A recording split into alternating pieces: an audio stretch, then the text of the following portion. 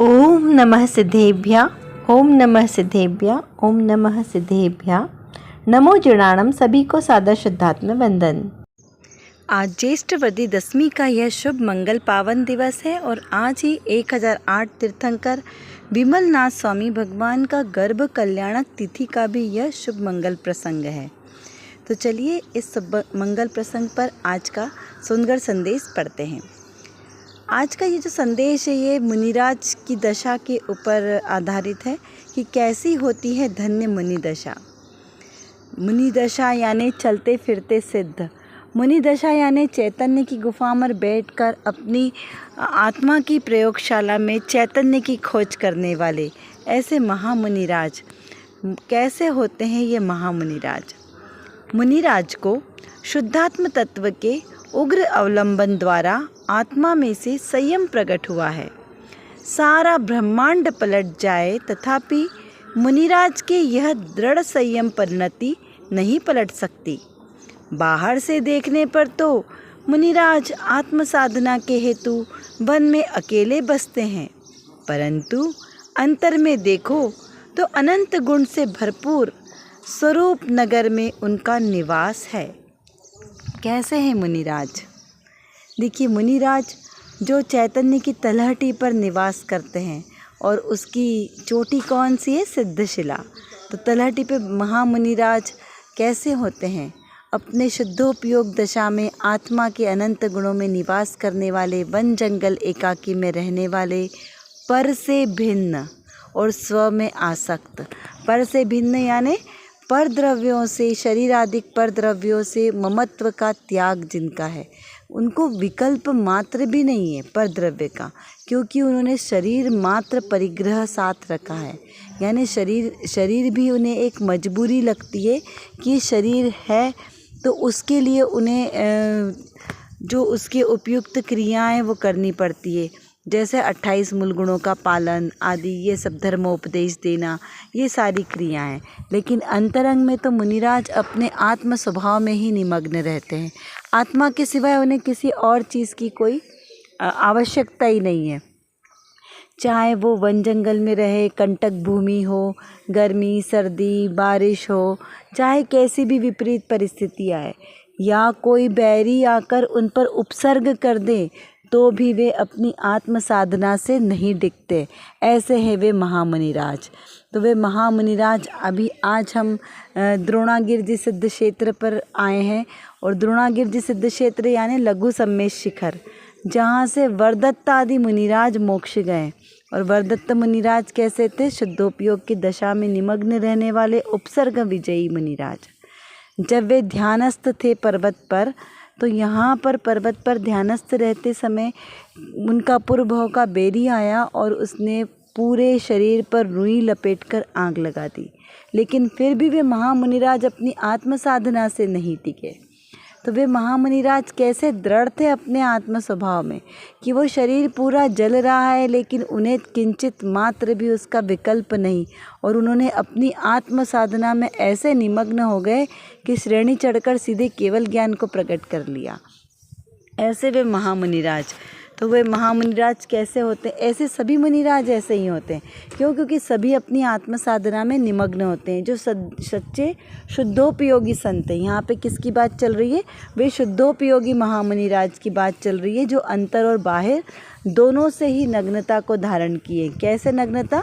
बाहर में तो देह नग्न है, शरीर मात्र परिग्रह है, पीछी का मंडल साथ है, लेकिन जो मुनिराज जैसे बाहर में परिग्रह से रहित है, वैसे अंतरंग परिग्रह से भी रहित है। बहिरंग परिग्रह कौन से? 10 प्रकार के परिग्रह, तो उनसे तो वो निवृत्त है ही। तो अंतरंग परिग्रह, सबसे बड़ा मिथ्यात्व परिग्रह और समस्त प्रकार के मोह राग द्वेष आदि भाव, ऐसे 14 प्रकार के परिग्रह हैं। तो वे सर्व प्रकार के परिग्रहों से रहित थे। ऐसे अपरिग्रही महामुनिराजों की यहाँ पर चर्चा चल रही है। मुनिराज को शुद्धात्म तत्व के उग्र अवलंबन द्वारा आत्मा में से संयम प्रकट हुआ। कहाँ से प्रकट हुआ है संयम? आत्मा में से। क्योंकि आत्मा में से संयम क्यों प्रकट हुआ? कि बाहर में व्रताधिक करने से संयम प्रकट नहीं हुआ। बाहर में अणुव्रत लिए, महाव्रत लिए, 5 महाव्रतों को का व्रत पूर्वक नियम लिया, तो उसमें से संयम प्रकट होना चाहिए था ना। षटकाय के जीवों की हिंसा का त्यागी हुए, तो वहाँ से संयम प्रकट हुआ? तो नहीं, वहाँ से संयम नहीं, ये तो बाह्य क्रिया है। बाहर में अणुव्रत लेना, महाव्रत लेना, षटकाय के जीवों की रक्षा करना, 4 हाथ भूमि को देखकर चलना, एक बाद एक भुक्ति आहार ग्रहण करना, एक करवट सैया पर सोना, ये सब क्या है? बाह्य क्रिया है। इससे संयम नहीं होता। संयम कहाँ से प्रकट होता है? अंतर आत्म परिणामों से। तो अंतर आत्म परिणामों से जिन्हें संयम प्रकट हुआ है, जिन्होंने 5 इंद्रिय और एक मन पर विजय प्राप्त कर ली है, जिन्हें बाहर के 22 परिसह लगते ही नहीं है, कष्ट ही नहीं लगते, तो उन परिसह जयी, जिन्होंने परिसहों को जीत लिया है, ऐसे वे महामुनिराज क्या करते हैं? अपने ही शुद्धात्म तत्व का अवलंबन करते हैं। बाहर में शास्त्रादिक का अवलंबन या 5 इंद्रियों का अवलंबन इससे नहीं करते। आत्मा का आनंद किससे लेते हैं? अपने आत्म स्वभाव से। क्योंकि आनंद कहाँ से आता है? आत्म स्वभाव से। आत्मा में से ही आनंद आता है, क्योंकि आत्मा में ही आनंद नाम का गुण है। सुख नाम का गुण आत्मा में है, तो सुख भी किससे आता है? आत्मा से आता है। ज्ञान नाम का गुण कहाँ पर है? आत्मा में है ज्ञान नाम का गुण। तो आत्मा से ही ज्ञान उत्पन्न होता है। बाहर से किसी किताबों से, शास्त्र पढ़ने से ज्ञान नहीं आता। बाहर 5 इंद्रिय के विषय भोगों में आनंद नहीं आता। जो भी आनंद की अनुभूति है वे मेरे आत्म स्वभाव से आती है, तो उसी से सुख की अनुभूति होती है। तो वे महामुनिराज कैसे होते हैं? सारा ब्रह्मांड पलट जाए तथापि मुनिराज की यह दृढ़ संयम परिणति नहीं पलटती। कैसे? अपना आत्म संयम। बाहर में प्राणी संयम 6 प्रकार का और अंतरंग में आत्म संयम। तो ऐसे ये 6 प्रकार के संयमों को पालन करने वाले महामुनिराज, सारा ब्रह्मांड उलट पलट हो जाए, चाहे बैरी आके तन में आग लगा दे, चाहे कोई बैरी आके हाथों में लोहे के आभूषण पहना दे जलते हुए, चाहे कोई बाणों से छेद दे, भेद दे, चाहे कोई कुछ भी कर दे, मरा हुआ सर्प गले में डाल जाए, कैसी भी तीव्र यातना दे दे, घानी में पेल दे, तो भी वे मुनिराज अपनी आत्म साधना से नहीं डिगते। यानी सारा ब्रह्मांड कितनी भी विपरीत परिस्थितियाँ आ जाए, लेकिन वो अपनी आत्म साधना से नहीं चिकते। ऐसे होते हैं दृढ़ संयमी महामुनिराज। तो हम क्यों छोटी छोटी सी बातों पे विकल्प करते हैं? हमें क्या शिक्षा लेनी चाहिए कि वे मुनिराज इतने दृढ़ होते हैं, तो हम क्यों अपनी परिणति को छोड़ते? मैं भी तो वही हूँ स्वभाव से, जैसे महामुनिराज है। बाहर से देखने थे तो मुनिराज कैसे आत्म साधना में रत है, वन जंगल में एकाकी निवास करते वन जंगल में, लेकिन अंतर में अपनी आत्मा के अनंत गुणों पे निवास करते हैं। अंतर में उन, बाहर में तो नगर आदिक में रहते नहीं है, वन जंगल में रहते, लेकिन अंतर में उनके पूरा नगर, पूरा साम्राज्य भरा पड़ा है। तो वो कहाँ के राजा हैं? अपने आत्मरूपी साम्राज्य के राजा हैं। और अनंत गुणों का उनका परिवार है, यही उनके सगे संबंधी, जो भी आप उनको समझे, वो सब उनके अनंत गुणों का परिवार ही उनका अपना परिवार है। बहुत सुंदर मुझे आदरणीय पंडित जी की, बड़े पंडित जी की पंक्तियाँ याद आ रही है। बहुत ही प्रेरणादायक पंक्तियाँ जो मुनिराजों के चरणों में समर्पित है। देखो मुनिराजों पर भी कैसे कैसे उपसर्ग हुए, धन्य धन्य वे साधु साहसी, आराधन से नहीं चिगे। उनको निज आदर्श बनाओ, उनमें समता भाव धरो। व्यग्र न हो, शुभ न हो, चिदानंद रस पान करो, चिदानंद रस पान करो। धन्य ऐसे महामुनिराज, धन्य है उनकी ऐसी वीतराग परिणति और सहज शुद्धोपयोग दशा में उनका आत्मस्वरूप में विचरण करना, आत्म साधना में लीन होना। शीघ्र ही हम भी ऐसी मुनि दशा को धारण करें, ऐसी पवित्र भावना के साथ हम इस संदेश को आत्मसात करें। चलिए अब पढ़ते हैं आज का रत्न कणिका। रत्न कणिका में भी बहुत ही विशेष प्रसंग आज यहाँ पर प्रस्तुत हुआ है, जो श्री परमात्मा प्रकाश जी ग्रंथ के 126 नंबर का जो गाथा है उसके भावार्थ के आधार से यह संदेश हमें प्राप्त हुआ है। बहुत ही मार्मिक संदेश है। इसमें लिखा है, हे जीव, किसको संबोधित किया है? मुझको, क्योंकि मैं कौन हूँ? मैं जीव हूँ। तो यहाँ मुझे संबोधित कर रहे हैं आचार्य देव। तो क्या कहते हैं आचार्य देव? हे जीव, धर्म, अर्थ, काम और मोक्ष, ये सब पुरुषार्थों में से ज्ञानी मोक्ष को ही उत्तम कहते हैं, क्योंकि अन्य धर्म, अर्थ, काम पदार्थ में तो पर सुख नहीं है, परम सुख नहीं है। धर्म शब्द से यहाँ पुण्य समझना, अर्थ शब्द से पुण्य का फल, राज्य आदि संपदा को जानना, और काम शब्द से उस राज्य का मुख्य फल यानी स्त्री, वस्त्र, सुगंधित माला आदि जो वस्तुएं, भोग सामग्री प्राप्त होती, राजसिक सुख, उसे जानना। ये तीनों में मोक्ष उत्तम है। ऐसा वीतराग निर्विकल्प स्वसंवेदन वाला जो है वह ज्ञानी कहते हैं। कारण की आकुलता का उत्पादक वीतराग परमानंद सुख रूप सुखामृत का रस के आस्वादन से विपरीत, और मोक्ष अन्य ऐसे धर्म, अर्थ और काम में सुख नहीं होता।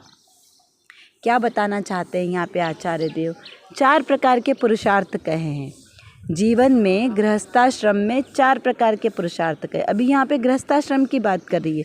मुनि धर्म की बात तो कैसी है? मुनि धर्म तो वो अपनी स्वसंवेदन परिणति में निमग्न रहने वाले जो गृहस्थ दशा से कैसे हैं? निवृत्त हो चुके हैं, जिन्होंने गृहस्थपना त्याग कर मुनि धर्म अंगीकार किया है। क्या किया है? गृहस्थपना त्याग कर मुनि धर्म अंगीकार किया है, और अपने निस्वभाव साधन के द्वारा जिन्होंने आत्म परिणति को प्रकट किया है, वे ऐसे हैं महामुनिराज जो बाहर के सब परिग्रहों से रहित हैं। तो यहाँ पर उन मुनिराजों की बात नहीं चल रही। पहले यहाँ पे ये 4 पुरुषार्थ किसके लिए कहे? गृहस्थाश्रम के लिए। तो गृहस्थों को क्या इसमें निमग्न रहना चाहिए? तो नहीं। यहाँ पर यह बता रहे कि इन 4 पुरुषार्थों की जो आवश्यक क्रिया है वो कौन कौन सी है? धर्म, अर्थ, काम और मोक्ष। ये 4 पुरुषार्थ जीवन में करने योग्य है। तो गृहस्थ कौन कौन से पुरुषार्थ करते हैं? धर्म, अर्थ, काम। ये 3 पुरुषार्थ जीव ज़्यादा करता है। तब इन 3 पुरुषार्थ में भी गृहस्थ ऐसे भी होते हैं जो मात्र विषय भोगों के लिए ही काम करते हैं, है ना। यहाँ पर ऊपर से कैसे लेंगे? धर्म किसको मानते हैं? जो अज्ञानी मिथ्या दृष्टि जीव है, वे मानते हैं कि उन्होंने पूजा पाठ, दया दान आदि कर लिया, थोड़ा सा स्वाध्याय कर लिया, 8-8 घंटे भी स्वाध्याय कर लिया तो उनको बहुत धर्म हो गया, तो ये उन्होंने धर्म कर लिया। धर्म, अर्थ यानी व्यापार धंधा आदि, जो गृहस्थाश्रम के लिए जितनी वस्तु का आवश्यक है, धन की आवश्यकता, उसका धनार्जन करना, वो हो गया अर्थ। काम यानी घर गृहस्थी संबंधित सारी क्रियाएं, वो काम में आ गई।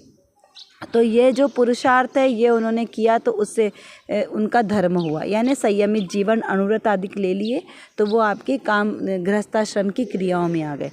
तो क्या यही धर्म, अर्थ, काम का अर्थ समझना? तो नहीं, यह तो मात्र मिथ्या दृष्टि की मान्यता है, इससे धर्म नहीं होता। हाँ, ये सदाचरण करने से धीरे धीरे आप धर्म में संलग्न हो सकते हैं, क्योंकि तीव्र कषाय में तो धर्म होता नहीं है। तो ये जो क्रियाएं पूजा पाठ, दया दान आदि की, अनुव्रत आदि ग्रहण करने की, अपने व्यापार धंधे में सीमित न्याय नीति से व्यापार धंधा करना, आजीविका में अपनी आजीविका को जितनी हमें आवश्यकता है उसके लिए ही कार्य करना, ये सब किसके लिए? ये परंपरा से मोक्ष, परंपरा से इन परिग्रहों से निवृत्त होने के लिए साधन मात्र है। लेकिन यहाँ पर इसमें ही हमें संतुष्ट नहीं होना है, क्योंकि ये तो संसार के ही कारण है, इससे मोक्ष नहीं होगा। लेकिन इससे आगे बढ़कर और धीरे धीरे आत्मा के सन्मुख आने से मोक्ष प्राप्त होगा। मार्ग तो यही है, मंद कषाय से, क्योंकि मंद कषाय से ही धीरे धीरे कषाय कैसी होगी, मंदतर, मंदतम मंदतर कषाय होगी। तीव्र कषाय में धर्म नहीं होगा। तो यहाँ पर धर्म का अर्थ समझना वस्तु का स्वभाव धर्म है, अपने आत्मा का स्वभाव को जानना वो धर्म है। क्योंकि वस्तु यानी मैं कौन, जीव, और जीव एक वस्तु है ना, तो वस्तु का स्वभाव धर्म है, तो अपनी आत्म स्वभाव को जानना। फिर ऐसे सभी में लगा लेना कि जीव वस्तु है, 6 द्रव्य, 7 तत्व, 9 पदार्थ, इन सब का स्वरूप जानना, मतलब सभी वस्तुओं का स्वरूप जानना। जो भी वस्तु मात्र है उसका जैसा स्वरूप है उसको वैसा ही मानना, वो हुआ वस्तु के स्वरूप को जानना। तो यहाँ पे धर्म अर्थ काम मोक्ष, तो यहाँ पे वस्तु के स्वभाव को जानना, अपने आप के स्वभाव को जानना, ये तो हुआ धर्म। अर्थ शब्द का क्या अर्थ लिया यहाँ पर देखो, क्योंकि धर्म अर्थ काम में भी पर संबंधी सुख है, और यहाँ पर धर्म अर्थ को क्या समझना है, पुण्य का समझना है। क्योंकि ये जो हमने पूजा पाठ दया दान आदि किया, स्वभाव को समझा, इससे क्या होगा, पुण्य बंध की प्राप्ति होगी। तो ये पुण्य का फल है। अर्थ यानी जो पुण्य का फल, जो धनार्जन हमने जो मेहनत की, पुरुषार्थ किया व्यापार धंधा आदि में, तो उससे जो हमें धन की प्राप्ति हुई, जो फल मिला हमें, उसको वो पुण्य का फल, वो हुआ उसका अर्थ जानना। और इन सब के पुण्य के फल से क्या मिलता है, उच्च कुल, जो सबसे पहले बोलते हैं ना कि हमारे सबसे पुण्य के फल है, तो सबसे पहले मिला निरोगी काया, उत्तम कुल में जन्म लेना, मनुष्य गति का मिलना, जिनवाणी का समागम मिलना, ये सब उत्तरोत्तर पुण्य के फल में ही तो मिला है। धनादिक की संपत्ति होना, तो ये सब राजसिक संपदा बोलो या धन संपदा, बाहर में वैभवपना मिलना, ये सब हमारा काम में चला गया। क्योंकि धर्म अर्थ जीवन के उपयोगी काम है ना, तो ये उसके अंदर चले गए। अब इनसे जब विरक्ति हुई, तो इससे विरक्ति होकर क्या किया, आत्मा के रूप में जो पुरुषार्थ किया, तो वो होगा मोक्ष का पुरुषार्थ। और ये 3 फल कैसे हैं, घर में चंचला लक्ष्मी का होना, स्त्री सुंदर होना, पुत्र आज्ञाकारी होना, ऐसे 10 प्रकार के 11 प्रकार के ऐसे लिखे हैं कि पुण्य के उत्तम उत्तम फल कैसे जानना। तो ऐसे शुभ सामग्री का मिलना, ये सब कहाँ से मिलता है, पुण्य के फल से मिलता है। और पुण्य फला अरहंता, वो अरहंत भगवान का फल भी कैसा है, पुण्य फल है। तीर्थंकर प्रकृति महाप्रकृति का जो फल है वो भी कैसा है, पुण्य का फल है। तो उत्तरोत्तर सब में धीरे धीरे लगा लेना कि कौन कौन सा पुण्य का फल है। तो ये सारे पुण्य के फल कैसे हैं, अफल है, ये कार्यकारी नहीं है। कार्यकारी तो एकमात्र मोक्ष फल है, परम सुख फल, जहाँ से वापस हमें इस संसार में नहीं आना पड़े, वो सुख की प्राप्ति करना। तो ये सुख तो मात्र संयोगों से मिलने वाले हैं, पुण्य के फलों से मिलने वाले हैं। इससे हमें निर्विकल्प आत्म स्वभाव की प्राप्ति नहीं होगी, लेकिन मार्ग यहीं से निकलता है। तो ऐसे वीतरागी निर्विकल्प स्वसंवेदन वाला वो जो उत्तम मोक्ष फल है, वो हमारे लिए प्राप्त करने की वस्तु है। तो वो कब प्राप्त होगी, जब 3 कषाय चौकड़ी का अभाव हो के अनंतानुबंधी का नाश होगा, मन में व्रतादिक लेने के भाव आएंगे, और उसके बाद महाव्रतादिक अंगीकार होंगे, यानी बाहर में सर्व प्रकार का परिग्रह का त्याग, परिग्रह से आसक्ति पना छूट जाएगा। यहाँ त्याग की भी बात नहीं है कि त्याग करना तो मेरा कार्य ही नहीं है। मेरा कार्य तो क्या है, बस अपने में मगन रहना। तो यहाँ त्याग करना ना पड़े और सहज ही त्याग हो जाए, ऐसी भावना यहाँ पर है। तो ऐसी भावना कब होगी, तब जब जीव अपने आत्म स्वभाव में स्थिर होगा, तब उसको सहज ही बाहर के पदार्थों से उसका उपयोग हट जाएगा, और उपयोग अपना कहाँ लगेगा, अपने शुद्ध स्वरूप पर। उसको कहा शुद्धोपयोग। स्वसंवेदन यानी अपनी आत्मा का अनुभव होना, वह स्वसंवेदन। निर्विकल्प यानी किंचित मात्र का भी विकल्प नहीं, किंचित मात्र की भी आकुलता नहीं। तो वो दशा कैसी है, निर्विकल्प दशा। वीतरागता यानी जहाँ पर किंचित मात्र भी रागांश शेष ना रहे, वह दशा कैसी है, वीतराग दशा। तो ऐसी वीतराग दशा जहाँ पर आकुलता नहीं है और परम आनंद है, ऐसे वहाँ पे सुख का जो सुख की वहाँ पे अनुभूति है, वह मोक्ष दशा है। तो ये कब प्रकट होगी, अपने ही आत्म स्वभाव के अवलंबन लेने से। बाहर में पर परिणति पे यदि हमने गए, पर परिणति की तरफ हमने दृष्टि डाली, तो वहाँ पे निश्चित से आकुलता होगी। लेकिन पर परिणति से विमुख सदा निज आत्म तत्व को ध्याने वाले वो हमेशा कैसे होंगे, निराकुल शुद्ध स्वभाव को धारण करने वाले होंगे, और वो ही मोक्ष का मार्ग है। तो इस प्रकार यहाँ पर धर्म, अर्थ, काम और मोक्ष, तो उसमें से 3 पुरुषार्थ तो कैसे हैं? 3 पुरुषार्थ पुण्याधीन है, पुण्य के अधीन है। पुण्य के फल में ये 3 प्रकार के पुरुषार्थ होंगे, लेकिन मोक्ष का फल इन पुण्य के फलों से भी निवृत्त होकर अपने आत्मस्वरूप में लीनता होने से पुण्य के मोक्ष का फल प्राप्त होता है, प्रकट होता है, प्रकट दशा, और वहाँ से जीव फिर दोबारा इस संसार में परिभ्रमण नहीं करता। तो ऐसे ये 4 प्रकार के पुरुषार्थ प्रत्येक जीव को आवश्यक करने योग्य। देखिए, सभी जीव ये 4 प्रकार के पुरुषार्थ करते हैं। यहाँ पर ऐसा नहीं है कि सिर्फ मोक्ष मार्गी जीवों ने ही पुरुषार्थ किया। पुरुषार्थ तो वो निगोद अवस्था में भी जीव करता है, लेकिन उसका पुरुषार्थ कोई कार्यकारी है क्या? नहीं है। उसके बाद में 2 इंद्रिय, 3 इंद्रिय, 4 इंद्रिय, 5 इंद्रिय जो ये त्रस जीव हैं, ये भी पुरुषार्थ करते हैं, क्योंकि बिना पुरुषार्थ के तो कोई जीवन ही नहीं चल सकता। लेकिन पुरुषार्थ सही दिशा में किया जाए तो ही कार्यकारी, यदि विपरीत दिशा में पुरुषार्थ करें तो कोई कार्यकारी नहीं है। जैसे एक कार है, अब उसे वो चल नहीं रही है, उसे धक्का लगाना है। अब 4 मित्र हैं और चारों मित्र चारों दिशाओं से धक्का लगा रहे हैं कार को, तो कार कितनी आगे बढ़ेगी? 4 लोग मिलकर कार को धक्का लगा रहे हैं। वो बहुत देर तक धक्का लगाते रहे, परेशान हो गए कि क्या करें, इतनी मेहनत लगाई, सारा बल लगा दिया, फिर भी कार वहाँ से टस से मस्त नहीं हुई। इतना पुरुषार्थ किया उन्होंने, सारा दिन 2-2, 3-3 घंटे उन्होंने पुरुषार्थ किया, तो क्या उनका कार्यकारी था पुरुषार्थ? नहीं। क्यों? क्योंकि वो विपरीत दिशा में कार्य कर रहे थे। यदि सभी एक ही दिशा में, सही दिशा में यदि धक्का लगाते तो वो कार कैसी होती? आगे बढ़ती। तो इसी प्रकार यदि हमने पुरुषार्थ किया और वो हमारा विपरीत दिशा में पुरुषार्थ है, तो वो हमारा कोई भी कार्यकारी नहीं है। सही दिशा में किया गया पुरुषार्थ ही कार्यकारी होगा। इस प्रकार हमें चारों पुरुषार्थों के साथ मोक्ष के पुरुषार्थ का लक्ष्य रखते हुए आत्मा अनुभूति का लक्ष्य रखना, तो हमारा कार्य सिद्ध होगा। चलिए अब कुछ प्रश्नों के माध्यम से चिंतन धारा को बढ़ाते हैं। मुनिराज कैसे होते हैं? कहते, चलते फिरते तीर्थ समान है, साधु नहीं ये चलते फिरते तीर्थ समान है। तो ऐसे है मुनिराज जो तीर्थ यानी हमें तार दे, भव्य जीवों को तारने वाले, ऐसे अपने आत्म स्वभाव में मगन रहने वाले होते हैं मुनिराज।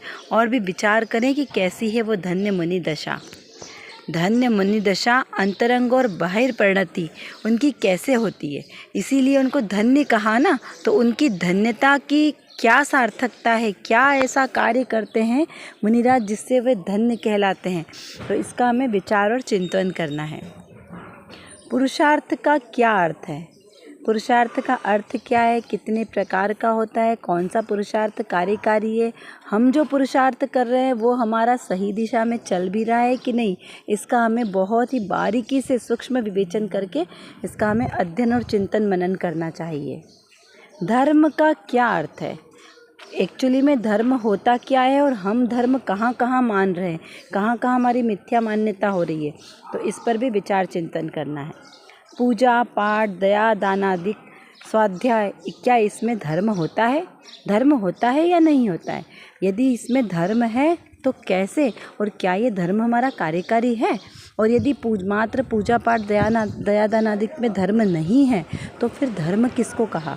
तो धर्म है कहाँ? तो उसका हमें विचार चिंतन मनन करना चाहिए और अपनी परिणति को धर्म में लगाएं। जितनी धर्म में परिणति होगी उतना ही हमारा सहज सुख का साधन प्रकट होगा। कर विचार तो पाम, हम जितना विचार करेंगे उतना ही हमारा विषय क्लियर होगा, क्योंकि हमारे पास समय की कमी है और जानना बहुत ज़्यादा है। और किसको जानना है? अपने ही ज्ञायक स्वभाव को जानना है। तो जब तक हम अपने इस ज्ञायक स्वभाव को नहीं जानेंगे तब तक हमारा कोई भी कार्य सिद्ध नहीं हो सकता। तो एकमात्र जो मेरे अंदर मतलब मेरे आत्म स्वभाव में जो ज्ञान नाम का विशेष गुण है, इस गुण को एकमात्र अपने ज्ञायक स्वभाव को जानने में लगाएं तो निर्विकल्प दशा की प्राप्ति होगी। और इस निर्विकल्प दशा के ही आश्रय से हमें शाश्वत सुख की प्राप्ति होगी।